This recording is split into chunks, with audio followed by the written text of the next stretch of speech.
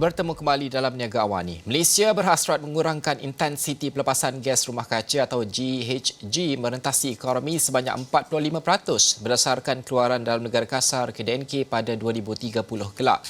Perdana Menteri Datuk Seri Ismail Sabri Yaakob berkata pengurangan intensiti itu dibuat tanpa syarat dan 10% lebih tinggi daripada sasaran sebelum ini. Dan beliau berkata perkara itu akan menjadi pendirian negara yang bakal dibentangkan semasa persidangan ke-26 negara ahli kepada Konvensyen Rangka Kerja Perubahan Iklim Pertubuhan Bangsa-Bangsa Bersatu di Glasgow, Scotland pada 31 Oktober sehingga 12 November nanti. Dan sudah pasti salah satu usaha yang menyokong ke arah itu juga kita melihat kepada penggunaan tenaga diperbaharui. Bagaimanakah persoalannya? Adakah ekosistem sedia ada serta dasar kita cukup menyokong usaha mempercepatkan adaptasi ini? Itu yang kita bincangkan pada jam ini. Saya nak bersama dengan Ketua Pengarah Eksekutif Majunaka Eco Energies yang berhad, Insinyur Muhammad Reza Mahmud yang bersedia pada ketika ini. Assalamualaikum Encik Reza. Terima kasih kerana bersama kami pada jam ini. Mungkin pertama sekali kita melihat matlamat besar kita menjelang 2030. Salah satunya kita melihat mungkin kepada renewable energy ini, tenaga diperbaharui ini bukan perkara baharu. Namun di mana tahap kita pada ketika ini, apa lagi yang boleh kita lakukan terutama melalui rancangan Malaysia ke-12 dan juga mungkin bajet 2022 ini melihat kepada untuk menyokong sektor-sektor yang menyumbang kepada apa yang kita sasarkan 2030 nanti. Assalamualaikum Najib. Terima kasih kerana menjemput kami. Pihak kami memang terlibat secara langsung dengan penjanaan tenaga elektrik diperbaharui melalui biomas. Pada pendapat saya, hasrat kerajaan untuk melaksanakan dasar-dasar ini adalah amat bagus, dan dari segi infrastrukturnya kebanyakannya kita sudah bersedia. Cuma dari segi dasar pun kita dah bersedia. Dan pada pandangan saya cuma terdapat sedikit penambahbaikan yang kita perlu laksanakan dari segi koordinasi antara badan-badan dan agensi yang terlibat secara langsung dalam proses ini. Untuk kami adalah berkenaan dari segi fuel stock dia dan juga berkenaan dengan dari segi tarif untuk yang menggalakkan kita untuk berusaha lebih banyak lagi dalam kawasan penjanaan elektrik diperbaharui ini. Bukan itu sahaja, untuk kita juga dan juga dasar serta kerangka dalam ekonomi kita juga harus memudahkan segala bentuk operasi usahawan yang terlibat dalam sektor-sektor seperti ini. Sebagai contoh, kalau Encik Reza sendiri, biomass itu, sisa-sisa pertanian itu perlu diselaraskan supaya lebih mudah diperolehi dan sebagainya. Bagaimana ini boleh dilakukan untuk memastikan kuasa dan juga pengurusan itu lebih selari? Okey, yang ini melibatkan satu dari segi Kementerian Kerajaan Tempatan. Pasal kebanyakannya sisa-sisa ini adalah di bawah bidang kuasa Kerajaan Tempatan, Kementerian Kerajaan Tempatan. Dan untuk kami sebenarnya adalah berkenaan dengan harga dan availability. Maknanya dari segi harganya sama ada berpatutan atau tidak. Kerana dasar kerajaan sekarang di bawah pihak SEDA, dia memberi kita tarif galakan, feed-in tarif. Cuma feed-in tarif ini adalah constant. Maknanya semasa konsesi yang diberiku, harganya adalah constant. Tapi kita bergantung kepada dua. Satu, dari segi kos inflasi di mana kos operasi. Yang keduanya dari segi availability atau bahan-bahan fuel ini. Jadi perlu ada satu usaha daripada pihak kerajaan dan juga pihak-pihak yang terbabit untuk kita menyelaraskan kembali macam mana cara yang terbaik untuk memajukan lagi sektor ini. Sebagai contohnya untuk IPP di mana kita ada penjanaan kuasa yang besar-besar ni, pihak kerajaan menggunakan kaedah di mana fuel pass through, di mana bahan api itu harganya dan sebagainya dikawal oleh pihak kerajaan. Dan pihak pengusaha cuma menjana elektrik dan menjaga kos operasinya supaya dapat menunaikan tanggungjawab dari segi pembekalan elektrik dan juga menunaikan tanggungjawab dari segi pembiayaan. Tapi berbeza dari segi proses di mana untuk penjanaan elektrik boleh diperbarui ini, tarifnya adalah fix, maknanya ditetapkan. Tapi elemen-elemen lain di bawah kawalan pihak pengusaha sendiri. Jadi sekiranya kita ada kerjasama yang lebih rapat daripada pihak kerajaan tempatan dan juga agensi yang kerajaan, dan kita boleh melaksanakan what we call a cost benefit analysis yang lebih kompetitif supaya pihak bank boleh memberi pembiayaan yang sepatutnya dan pihak pengusaha juga boleh dapat memajukan lebih banyak lagi pembangunan dalam sektor ini.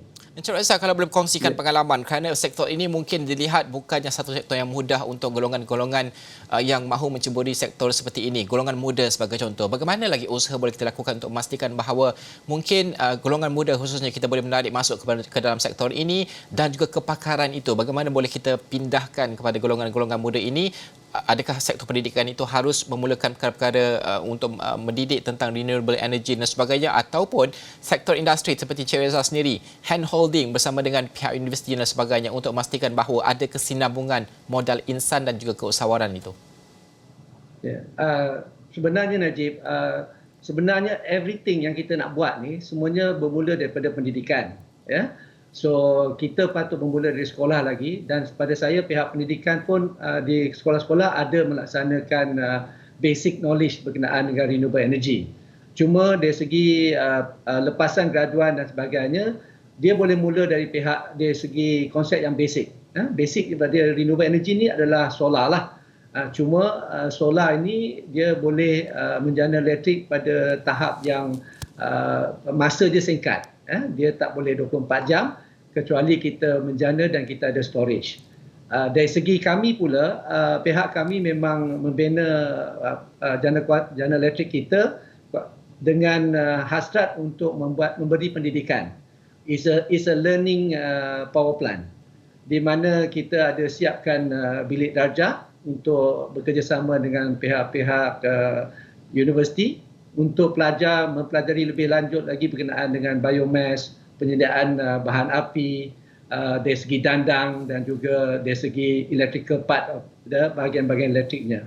So memang industri pun perlu melibatkan diri secara langsung, dan pihak kami memang berhasrat dari mula lagi perancangan untuk bekerjasama dengan pihak universiti dan pihak kerajaan untuk memberi latihan kepada graduan-graduan dan para pelajar yang berminat. Ya. Okey, kalau itu adalah cara bagaimana pihak industri untuk Encik Raizal sendiri melaksanakan berhubung dengan pihak universiti untuk memastikan bahawa mereka ini dilatih dan sebagainya. Okey, kalau kita melihat status semasa terlebih dahulu, Encik Raizal, kalau kita melihat status semasa usaha kita memperkasakan lagi renewable energy ini, di mana tahap kita pada ketika ini pada pandangan Encik Raizal sendiri berbanding dengan negara-negara jiran kita, dan apa lagi boleh kita lakukan? Tadi Encik Raizal dah sebut juga apa lagi pertamabaikan, namun apa lagi boleh kita lakukan untuk jangka masa sederhana dan jangka masa panjang? Pada pandangan saya, pihak kerajaan telah melaksanakan pelbagai dasar dan pelbagai usaha. Cuma kepelbagian dari segi teknologi. Ya. Sekarang ni kalau kita tengok di Malaysia, banyak emphasisnya kepada solar. Ya. Di mana kita ada program solar di rumah, kita ada program solar di komuniti, kita ada program solar yang besar, di skala besar dan sebagainya. Untuk biomass dan untuk program-program teknologi lain kurang sedikit. Macam hydro, kita terpaksa tertakluk kepada kesediaan infrastruktur dari segi nature, ada sungai dan sebagainya. Untuk biomass, kita akan tertakluk kepada macam mana pihak kerajaan akan menguruskan sisa-sisa dari segi agriculture dan juga sisa-sisa green waste. Dan untuk biogas pula akan tertakluk kepada macam mana kita bekerjasama dengan landfill ataupun any possibility untuk kita buat biogas. Jadi kita ada banyak sektor dalam renewable energy ini. Di Malaysia kebanyakannya adalah di solar. Tetapi solar di Malaysia cuma dapat membekalkan pada masa yang terhad, dan sekiranya untuk banyak kita kena masukkan sekali dengan energy storage. Di bahagian biomass pula, kita boleh menjana elektrik 24 jam. Tetapi kita perlukan feedstock. So, saya berharap pihak kerajaan dapat menyelaraskan kembali dari segi program renewable energy ini untuk kita balancekan dari segi penggunaan teknologi. Pasal kalau large scale solar, kita perlukan tanah yang besar. Ya, keluasan tanah yang besar. Jadi Malaysia ni, negara kita tak adalah besar sangat. So kalau kita terlalu banyak tanah digunakan, jadi kita akan mengambil peluang untuk tanah tu diguna untuk benda-benda lain seperti pertanian dan sebagainya. Biomass pula dia punya footprint dia kecil tapi dia punya penjanaan kuasa dia besar. So pada saya tiap-tiap teknologi ni ada dia punya kebaikan dia dan ada dia punya kekurangan dia. Jadi untuk kita lebih maju dari segi renewable energy ini, kita perlu balancekan kembali kita punya teknologi yang kita akan guna pakai supaya kita dapat gunakan infrastruktur dan tanah yang kita ada di Malaysia ini untuk kepelbagaian dan usaha-usaha yang lain. Okay. Ya, okey. Cik Reza, terima kasih kerana meluangkan masa bersama dengan kami pada jam ini. Senior Muhammad Reza Mahmud iaitu merupakan Ketua Pengarah Eksekutif Maju Nakar Eco Energy membincangkan tentang ini adalah susulan dengan pengumuman oleh Perdana Menteri semalam iaitu pelepasan karbon dan juga gas rumah kaca yang kita sasarkan menjelang 2030 dan ini juga berkait dengan renewable energy, tenaga boleh diperbaharui dari segi tenaga elektrik dan sebagainya. Bagaimanakah kepelbagaian itu harus diwujudkan, tidak hanya tertumpu kepada tenaga solar, sebaliknya biomass dan sebagainya. Itu akan kami rangkumkan di laman web kami astroawani.com. Kita berhenti rehat sekali lagi, kita akan kembali selepas ini.